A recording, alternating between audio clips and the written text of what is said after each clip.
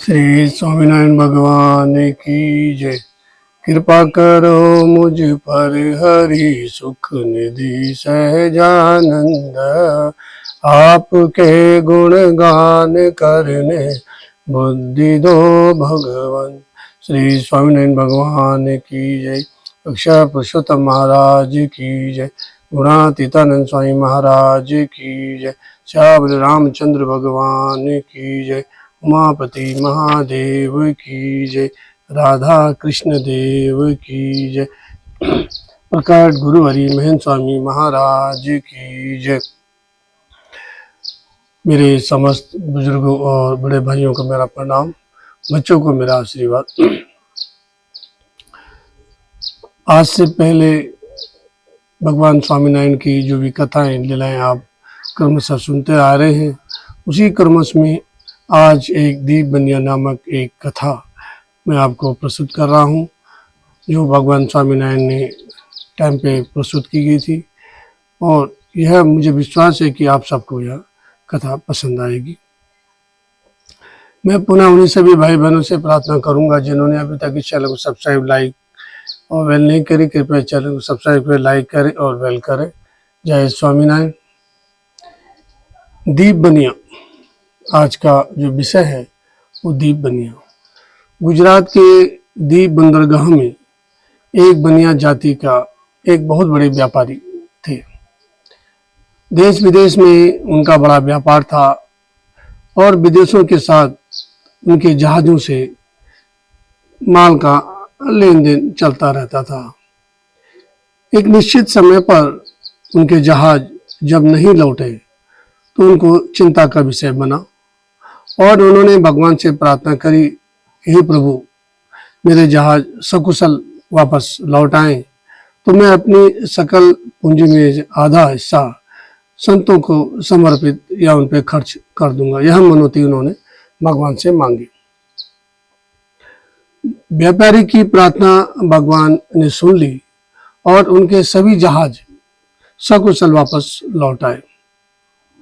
कमाई तो हुई नहीं, लेकिन उन्होंने मनोती मांगी थी, उसके अनुसार उन्होंने कुछ थोड़ा सा धन खर्च करने के लिए साथ में रख लिया और द्वारिका की ओर प्रस्थान किया।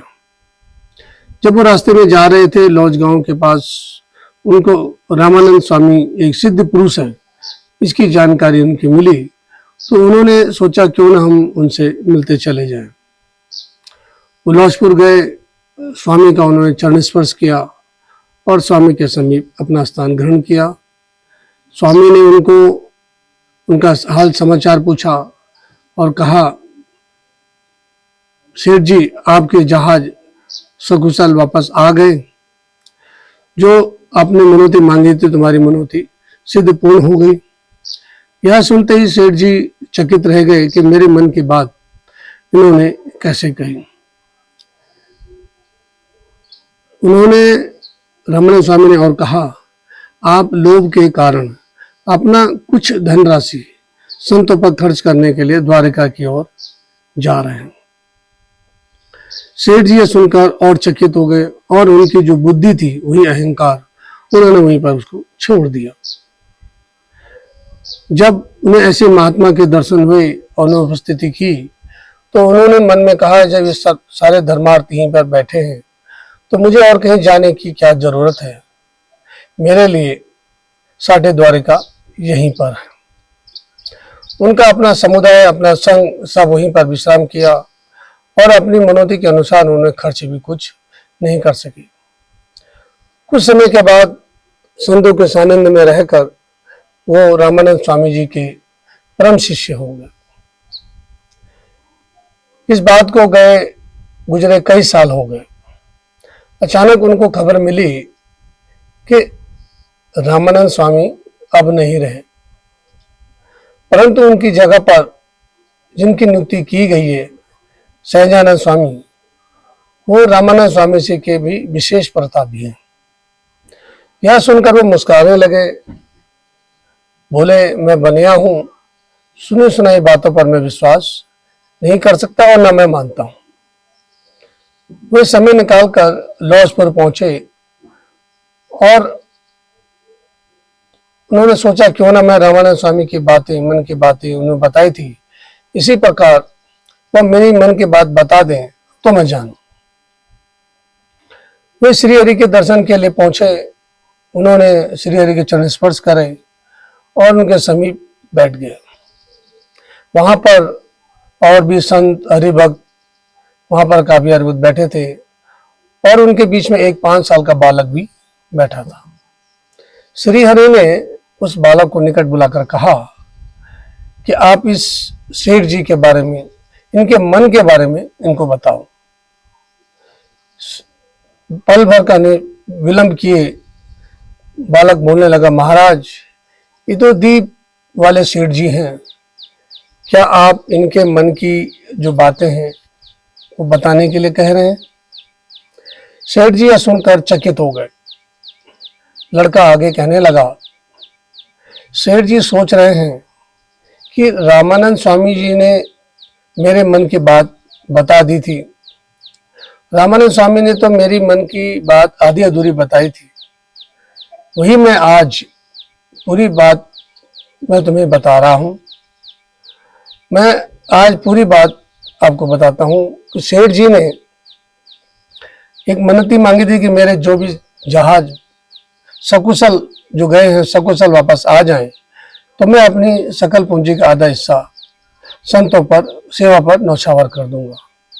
लेकिन इन्होंने अपने गुरु, संत और अपने को स्वयं को धोखा दिया है, किंतु भगवान और साधु संतों और अपने गुरु की भी इन्होंने उपेक्षा की है। सभी के साथ इन्होंने ठगाई की है। ऐसा करके स्वयं को बुद्धिमान मान रहे हैं और इसी होशियारी के साथ आज आपकी परीक्षा लेने के लिए यहाँ आए हैं।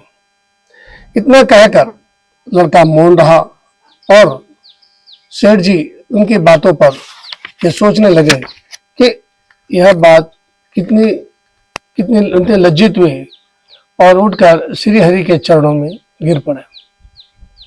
वे कहने लगे, प्रभु मेरे अपराध को क्षमा करो। वास्तव में मैंने अपने गुरु और संतों के साथ धोखा किया है। रामानंद स्वामी ने तो स्वयं मेरे मन की बात बता दी थी, लेकिन आपकी बात कुछ और है। आपने तो 5 साल के बालक से मेरी कहानी प्रकट कर दी। धन्य हो प्रभु, मुझ पर कृपा कीजिए। मैं आज अपनी पूरी धनराशि, सारा संपूर्ण धन सेवा में समर्पित कर रहा हूं, उसको स्वीकार कीजिए। 3-4 वर्ष के सत्संग तो उनकी निष्ठा कितनी वृद्धि हुई कि वे अपनी सारी संपत्ति छोड़कर और गृहस्थी को छोड़कर दीक्षा लेने के लिए श्री हरि के चरणों में समर्पित हो गए। श्री हरि ने उन्हें दीक्षा देकर उनका नाम स्वामी प्रभानंद रखा। ये इस कहानी, ये कथा भगवान स्वामीनारायण ने जो दीप बनी की बताई, उनका अहंकार, उनका मन, उनका लोभ किस तरह से प्रवृत्त हुआ और भगवान श्री हरि के चरणों में अपने आप को समर्पित कर और दीक्षा ग्रहण करी। तो भगवान स्वामीनारायण ने अपने प्रभाव से कई लोगों के मन को उज्जीवित किया और सद्मार्ग पर उनको चलाया। इसी तरह भगवान ने और भी कई लीलाएं और कथाएं करी हैं, जिनको क्रमशः मैं आपको समय समय पर आपको प्रेषित करता रहूँगा। मुझे उम्मीद है कि आप सबको ये प्रार्थना, ये कथा अच्छी लगी होगी और उम्मीद करता हूँ कि आगे अपने सभी भाई बंधुओं को भी आके प्रेषित करें, ताकि भगवान स्वामीनारायण की जो लीलाएँ हैं, जो कथाएँ हैं, उस सबको ज्ञान मिल सके। इसी उद्देश्य के साथ मैं आप पुनः उन्हें सभी भाई बहनों से प्रार्थना करूँगा, जिन्होंने अभी तक इस चैनल को सब्सक्राइब, लाइक और वेल नहीं करी, वो कृपया चैनल सब्सक्राइब करें, लाइक करें, वेल करें और अपने जितने भी सभी संबंधी हैं उन सबको आपको प्रेषित करें। जय स्वामीनारायण।